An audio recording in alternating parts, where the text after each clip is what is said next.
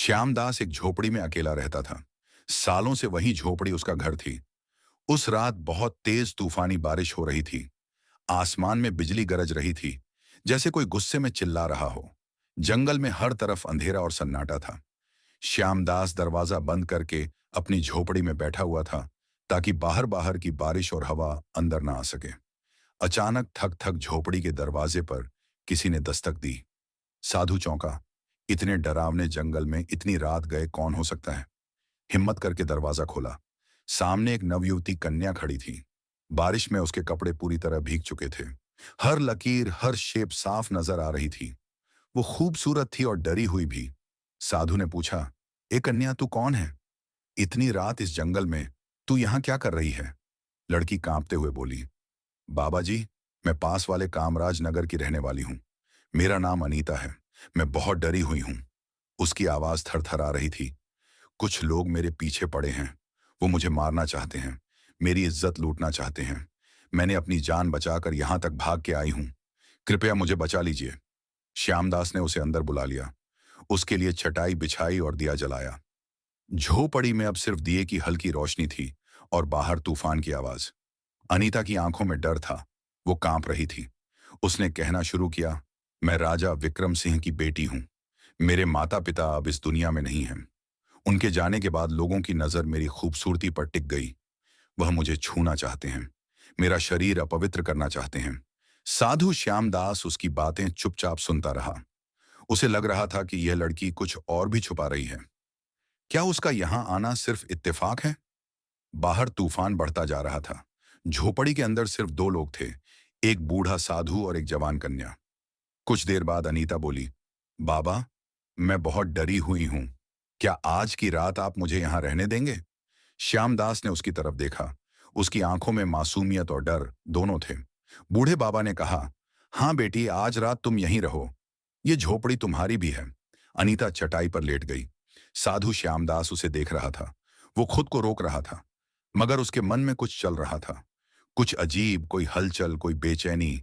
सालों से सोए कोई जज्बात आज रात अचानक जाग उठे थे। श्यामदास के दिल में एक अजीब सी हलचल मची हुई थी।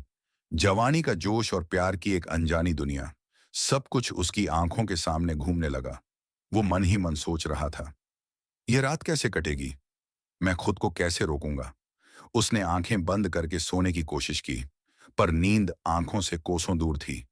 अनीता की भीगी हुई छवि बार बार उसकी आंखों में तैर रही थी। दिल की धड़कन तेज होती जा रही थी। इसी बेचैनी में सिसकियों की आवाज आई। श्यामदास चौंक गया। वो झटपट उठा और अनीता के पास गया। देखा कि वो लड़की रो रही थी। उसने नरम लहजे में पूछा, ए अनीता, क्या हुआ? तुम क्यों रो रही हो?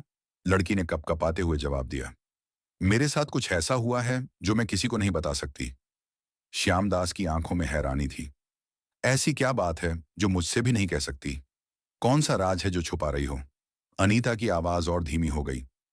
मैं मैं कोई अच्छी लड़की नहीं हूं बाबा। मैं बहुत प्यास से भरी हूं। मैं भटकी हुई हूं। और फिर उसने वो बात कह दी जिससे श्यामदास का खून सूख गया।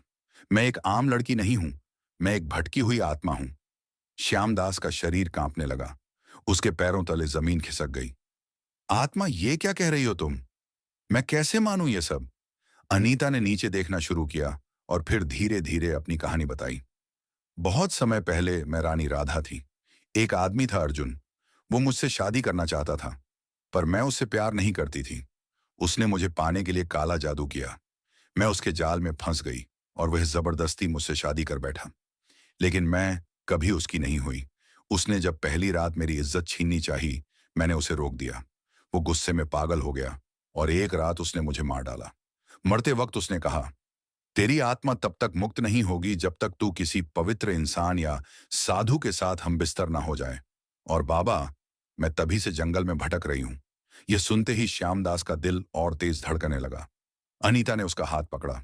मैं झूठ नहीं बोल रही बाबा। अगर तुम आज रात मेरे साथ नहीं सोए, तो मैं हमेशा के लिए इस जंगल में भटकती रहूंगी। उसके नरम हाथ श्यामदास के शरीर को छूने लगे। साधु का मन और तन दोनों हिलने लगे। मगर तभी बाहर से एक भयानक आवाज आई, जैसे कोई और भी वहां था। श्यामदास झट से उठा और झोपड़ी से बाहर भागा। बाहर घुप अंधेरा था उसने पलटकर झोपड़ी की ओर देखा। अनीता चुपचाप खड़ी थी।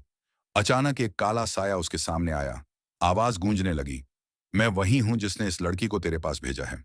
वो वही साया था जिसने काले जादू से अनीता की आत्मा को सालों से बांध रखा था। वो जोर से हंसने लगा और बोला, साधु श्यामदास, तुम अब मेरे जाल में फंस चुके हो। तुम बच नहीं सकते। श्यामदास ने गहरी सांस ली और शांति से जवाब दिया, तेरा काला जादू मुझ पर असर नहीं करेगा। तूने सोचा मैं एक लड़की की सुंदरता से भटक जाऊंगा? नहीं, ये मेरा रास्ता नहीं है। यह सुनकर अनीता की नजरें नीचे झुक गईं। उसकी आंखों में शर्म थी। साया फिर गरज कर बोला, तुम भी तो इंसान हो, तुम्हारे अंदर भी तो वासना होगी। तुम कैसे बचोगे मुझसे? साधु, श्यामदास ने अपनी आंखें बंद की और फिर आसमान की तरफ देखा। कुछ पल शांत रहने के बाद बोला, मैं रोशनी का रास्ता चुनता हूं, तेरे अंधेरे का नहीं। अनीता की आंखों में आंसू आ गए। वो सोचने लगी, क्या मैं वाकई यह करने जा रही थी? क्या मैं किसी भले इंसान को अपने जाल में फंसा रही थी? श्यामदास ने नरमी से कहा, अनीता, तुम अपने अंदर झांको।